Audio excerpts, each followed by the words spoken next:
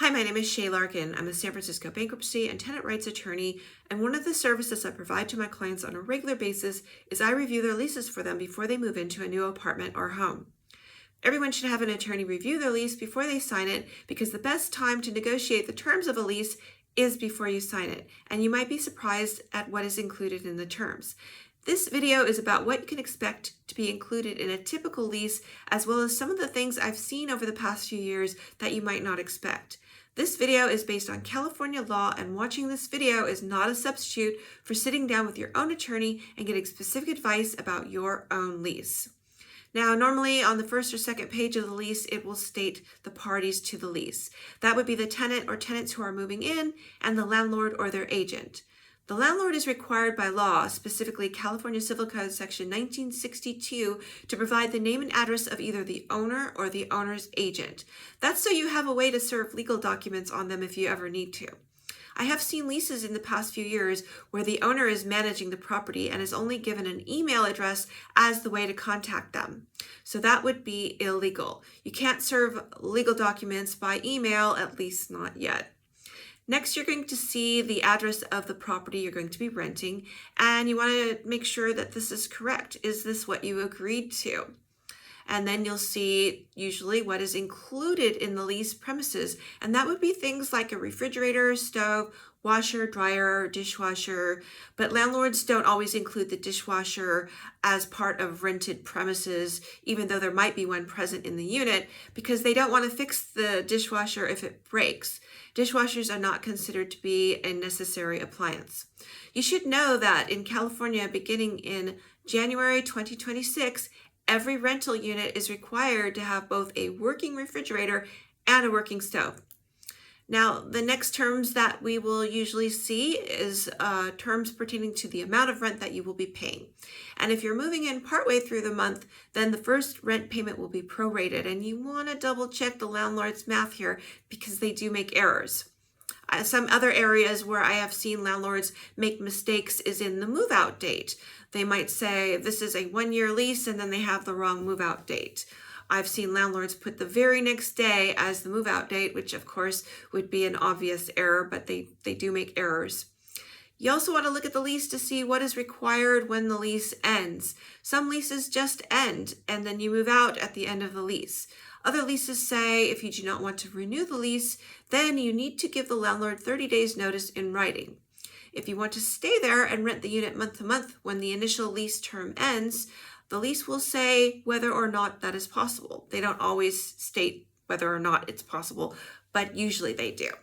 It will say something like, if you continue to reside at the premises after the initial lease term expires and pay the rent, the tenancy will convert to a month-to-month tenancy. That's the law anyway. If the landlord accepts rent from you after the original lease has expired, then it turns into a month-to-month tenancy. The lease will also usually state how much notice is required to terminate the lease after the initial lease period has ended. It will usually say either 30 days notice in writing or 60 days notice in writing. The law is 30 days. If the lease is silent as to the notice requirement for when you want to move out, the law is 30 days. Then the lease will discuss the security deposit, how much it is, and usually there will be language in there that says, we are allowed to deduct from the security deposit in accordance with Civil Code Section 1950.5. That's the security deposit statute that governs the law regarding security deposits. The lease will go on to discuss how the premises may be used and may include a list of house rules. Typically, you'll see language that says the premises must be used for residential purposes only. That means not business purposes, so no Airbnb. If you work from home, then you probably want to get written permission from the landlord in an addendum to the lease stating that the landlord is aware that you work from home and this shall not be deemed to be a violation of the lease, just so you don't hit a snag with the landlord later on. What they don't want is someone running a daycare center out of the apartment because that might violate local ordinances, or maybe they just don't want that.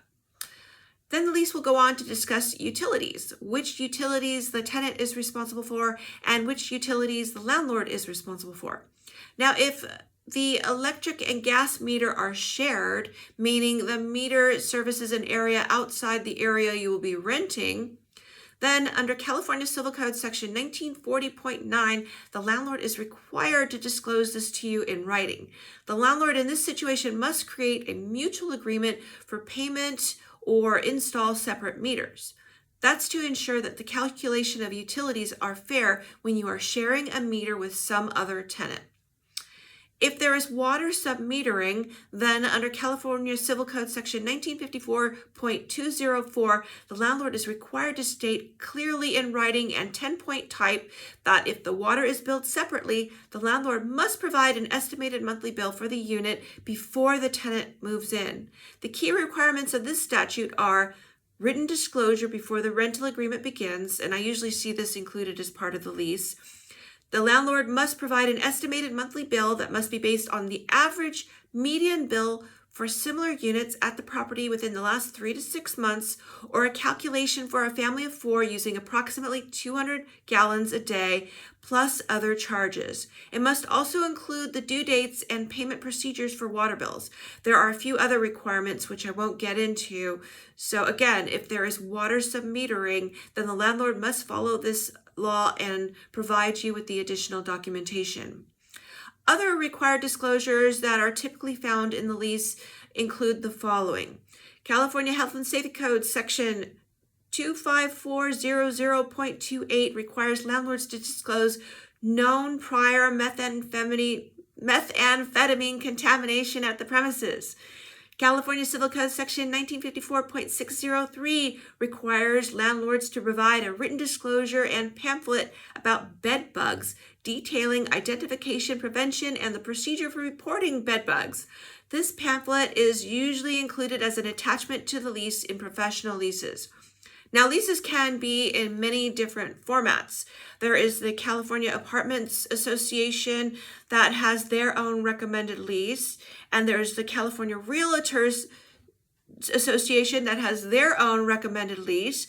There are leases that landlords have lawyers type up for them, and there are leases that landlords type up themselves.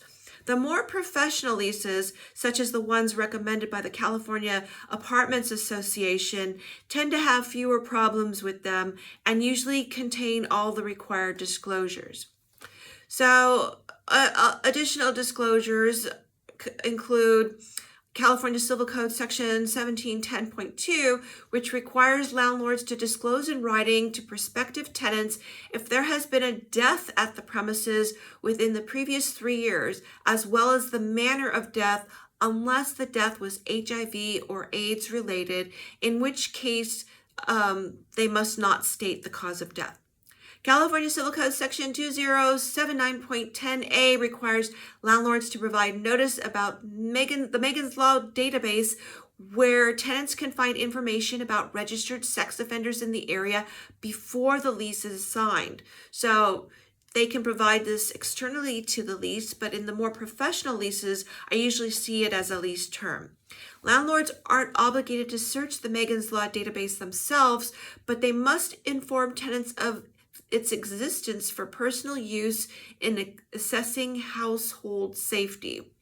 So I've seen a term in some leases that is not required but should be, and that is a disclosure about whether or not the premises have been rekeyed.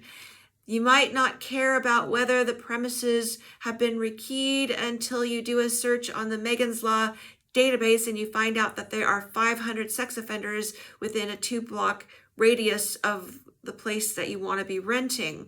In that situation, you might want to find out if those premises have been rekeyed.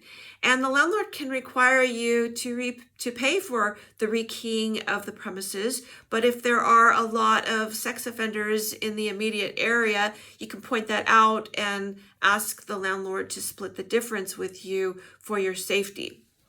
There's also the Toxic Mold Prevention Act of 2001, which requires landlords to disclose known mold issues to prospective tenants. And there's a dampness and mold booklet that is required to be given to tenants, and that is usually something I see attached to the lease in the more professional kinds of leases. Landlords must give tenants the dampness and mold booklet at move-in which has information on mold prevention.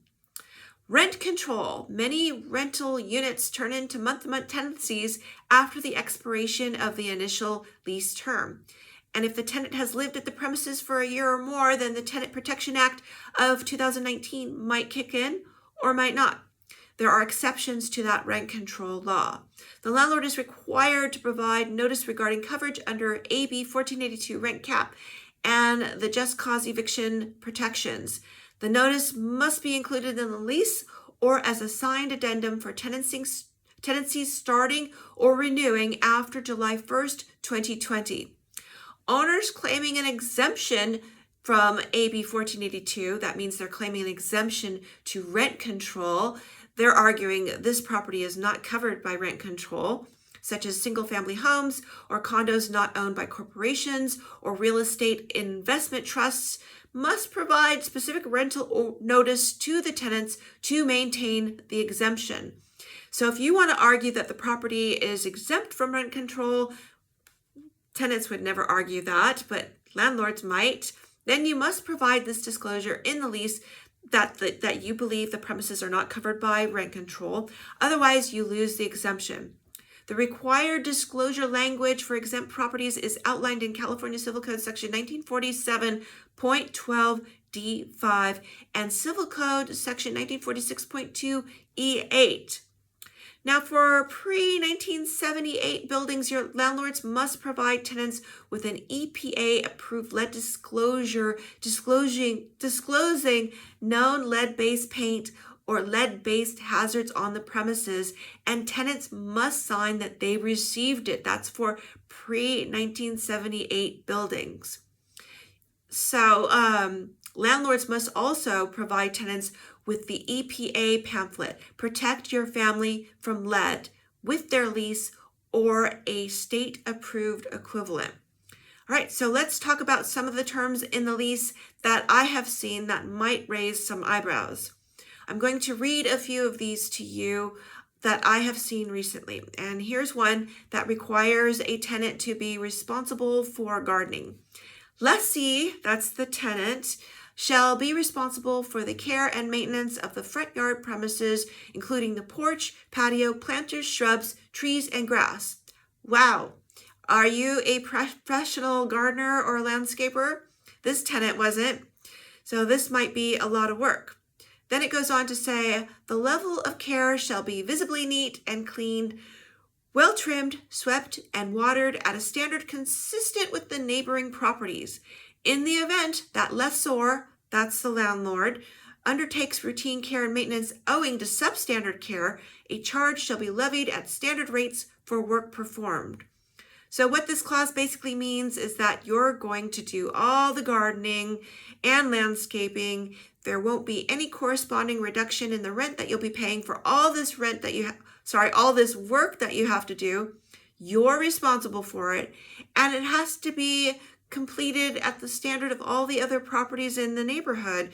And this was a really upscale neighborhood.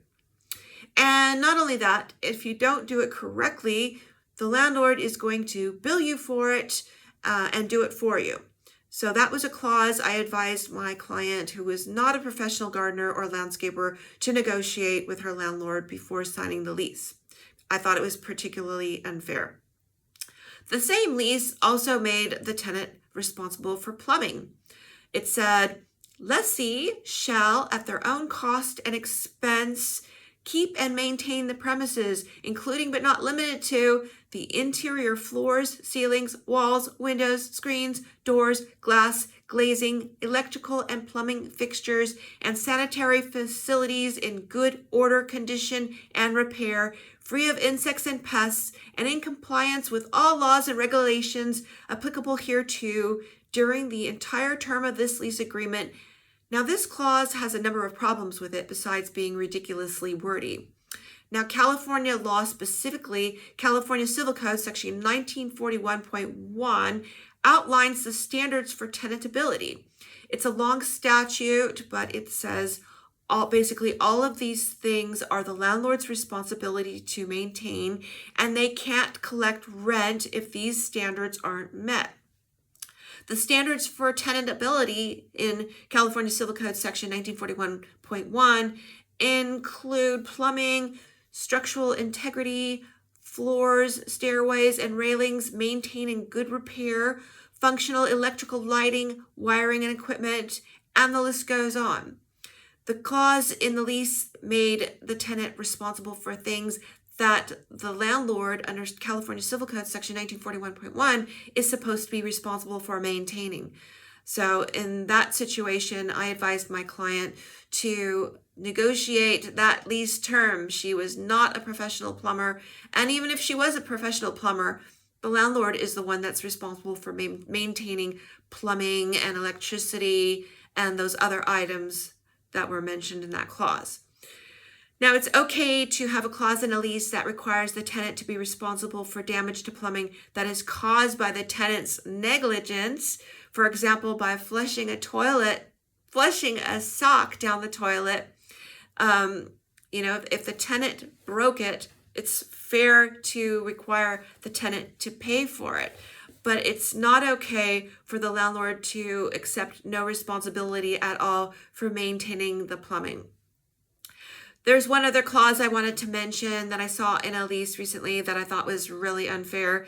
My client who I was reviewing the lease for was an elderly woman, and the premises she was planning to rent were located in a secured building with a locked front door. The lease contained a clause that said, if you allow anyone else to enter the building when you are coming through the front door, they shall be deemed to be your guest and you will be responsible for anything illegal they do at the premises.